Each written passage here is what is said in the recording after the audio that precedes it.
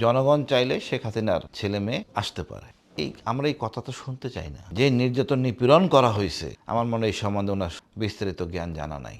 জামাতের ডক্টর শফিকুর রহমানের যে একটা পরিচিতি, তার সাবলীল ভঙ্গি দিয়ে কথাগুলি বলেন, যেটা আনন্দবাজার বলছে ঠিক বলছে।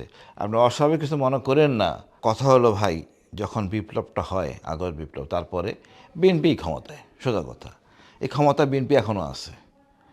প্রশাসনের যে অবস্থা দেখতেছেন বা যা যা কিছু দেখতেছেন সব বিএনপি আচরণের। এই আচরণগুলি বিএনপিকে নিম্নগামী করছে ভোট কেন্দ্রে। দিন যত যাচ্ছে বিএনপি বিপক্ষে যাচ্ছে। জানেন কারণ অনেক কিছুই আছে। এই সর্বশেষ গতকাল যে কথাটা বললেন, রয়টার্সে মানে ইন্টারভিউ দিয়ে তারেক সাহেব যে কথাটা বললেন, জনগণ চাইলে শেখ হাসিনার ছেলে মেয়ে আসতে পারে। আমরা এই কথা তো শুনতে চাই না। যে নির্যাতন নিপীড়ন করা হয়েছে, আমার মনে হয় এই সম্বন্ধে ওনার বিস্তারিত জ্ঞান জানা নাই। একটা পরিবারের কান্না যে কত ভয়ঙ্কর হইতে পারে, এটা উনি হয়তো অনুধাবন করতে পারতেছেন না। এই অনুধাবন না করার জন্য আজকে এই বিএনপি নিয়ে বিতর্কে আছে। জামাতে কখনো চিন্তাই করে নাই ক্ষমতায় যাবে। শক্তিশালী দল, বিরোধী দল হিসেবে চেষ্টা ছিল। এখন জনগণ বলতেছে আপনি ক্ষমতা, এটাই বাস্তবতা। আমি তো মনে করি বর্তমান পরিস্থিতি যা আছে, জামাতের ডক্টর শফিকুর রহমানের যে একটা পরিচিতি, তার সাবলীল ভঙ্গি দিয়ে কথাগুলি বলেন, তার জ্ঞান চর্চা করেন, জনগণের কথা বলেন, তৃণমূলের কথা বলেন, তৃণমূলের উন্নয়নের কথা বলেন।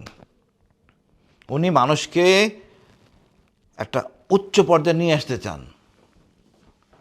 কিন্তু বিএনপি বলছে ভোটার কার্ড কি,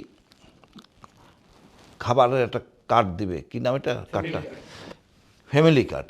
অর্থাৎ কি, তুমি দাস থাকো, বড় হইও না, গরিব থাকো। এটা এগুলি খুব সেন্সিটিভ ব্যাপার। আপনি সাহায্য করবেন অভাবের সময়, নাহলে কি আমরা তাকে কর্মসংস্থান যোগাবো। আজকে কর্মসংস্থান যোগালে সকল সমস্যার সমাধান হবে। এই জন্য চর্চা করতে হবে কোথায় কোথায় কর্মসংস্থান করি। আমার মনে হয় ভোটের হিসাব নিকাশ পরিবর্তন হয়ে যাবে। এমন যেটা আনন্দবাজার বলছে ঠিক বলছে। আপনি অস্বাভাবিক কিছু মনে করেন না যে ওই আগের মতো দখল, এই দখলটাও পারবে না। আমি মনে করি এই বিপ্লবের পরে বিচার ব্যবস্থা যা হয়েছে, দেখেন পুলিশের লোকদের বিচার হচ্ছে, সেনাবাহিনীর কর্মকর্তারা ডিজিএফআই যারা যে দুষ্ট ছিল তারা পলাইয়ে গেছে, তা একটু ভারতে।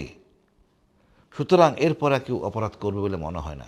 সেনাবাহিনী পুলিশ না করলে ওই আমলার এই সমস্যা নাই। আমলা যারা ছিল ধরাছোঁয়ার বাইরে, এবার যদি ঝামেলা করতে চায় বিপ্লব আমলাদের বিরুদ্ধে হবে, চরম সংস্কার করা হবে। আমার মনে হয় আমলারা এই চান্স নেবে।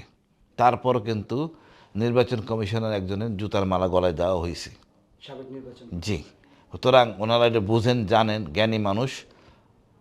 আমার মনে হয় এই করা সাহস পাবে না। তারপরও আমি একটু একটু শঙ্কিত হালকা আছি।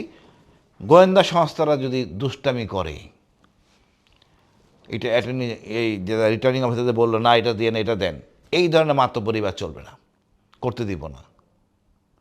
আমরা যোগাযোগে থাকবো সবার সাথে। আমার কথা হলো তৃতীয় লিঙ্গের কেউ জিতুক, আমি তাকে সেলুট করব। জনগণ যাকে চাইবে তাকে আমরা সম্মান দেখাবো। আমরা কেন সম্মান দেখাতে লজ্জা পাই জানেন?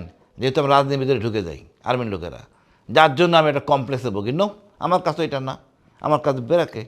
আমি ক্যান্টনমেন্টে থাকবো, দেশের প্রতিরক্ষার জন্য কাজ করব, কারণ কোন দলকে রক্ষা করার জন্য না।